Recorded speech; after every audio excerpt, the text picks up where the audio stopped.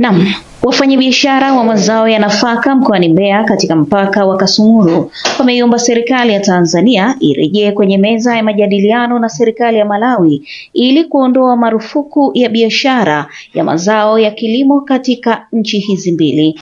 Nimesema mimi ni mfanyabiashara ya mazao lakini pia ni transporter.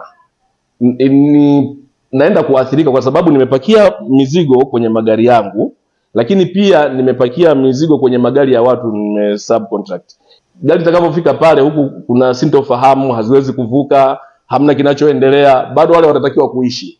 Na ujue mtu anaishi sasa ni mpakani hapo, sio nyumbani kwake, anakaa hoteli, anakula hoteli, yani kila kitu kitakuwa kina. Lakini pia tumeshalipia kiwandani kule Malawi, na tayari yameshatokea hayo matamko. Huwezi kwenda kuchukua hela kule. Tayari tuna mikataba tumeshalipia. Unaponunua mzigo unanunua, unajua unapeleka wapi wewe. Madhara ni makubwa kama unavyojua, yale ni mazao yanayotegemewa kuja yaletwe kwetu na sisi ya kwetu yaende kwao. Tutegemea kwamba vitu kama hivi vikienda sawa ili na sisi uchumi uendelee kupanda. Lakini sasa kutokana na hili, mimi naunga mkono msimamo wa serikali yangu kwa sababu serikali yetu sisi ndio haijaanza kufanya vitu kama hivyo. Serikali yetu tunatafuta suluhu, wao ndio wameanza. Hii ni baada ya Waziri wa Kilimo Hussein Bashe kutangaza kuwa Tanzania imeamua kuchukua hatua kufuatia Malawi kushindwa kuondoa vikwazo hivyo ndani ya muda uliowekwa.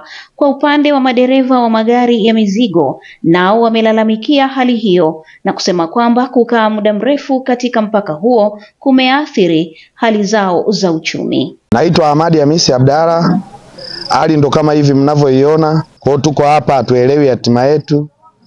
Tuko hapa tunasubiri labda kama tamko litabadilika ndo tuweze kupeleka haya mahindi.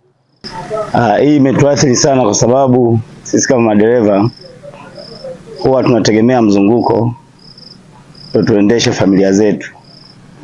Kwa hii imetuathiri sana. Yaani ukipakia mzigo unajua siku 2 au siku 3 utakuwa umeupeleka mzigo na umerudi, na posho unayopewa ni kulingana na hizo siku. Sasa siku zikizidi hali inazidi kuwa mbaya. Aidha wewe nyumbani kwamba hela uliyoacha ni ndogo, na pia hela ambayo upo nayo wewe hapa ya kujikimu. Mwenyekiti wa chemba ya wafanyabiashara wa kilimo na viwanda TCCIA tawi la Kasumulu, Josephat Mwakalinga, amesema kweli kuna changamoto, lakini hatua za serikali ya Tanzania ni za kulinda maslahi ya taifa. Tangu hiyo tarehe 10 mwezi wa 4, watu wa Malawi ama wasimamizi wa Wizara ya Viwanda na Biashara pamoja na Kilimo nchini Malawi kwa upande wa boda ambayo wao wanaitwa Songwe boda wameshaanza utekelezaji tangu hiyo tarehe 10, na mpaka baadhi ya wafanyabiashara na wajasiriamali wadogo ambao walikuwa wameshaenda kuchukua mizigo yao kwa maana ya huko wanakoijumua sehemu tofauti nchini Tanzania walikutana na hicho kitu boda baada ya zuio hilo. Kwa hiyo niseme tu kwamba baada ya hilo tamko na hiyo tarehe ambao walikuwa wameelekeza wao walipotangaziana, utekelezaji ukawa umeanza, na mpaka sasa hivi ninapokuambia hakuna zao la chakula lolote linalotoka kwetu huku Tanzania kwenda nchini Malawi. Wakati hali ya sintofahamu ikiendelea, wananchi wa maeneo ya mpakani wanabaki na matumaini ya kuwa hatua za kidiplomasia zitaleta suluhu ya kudumu.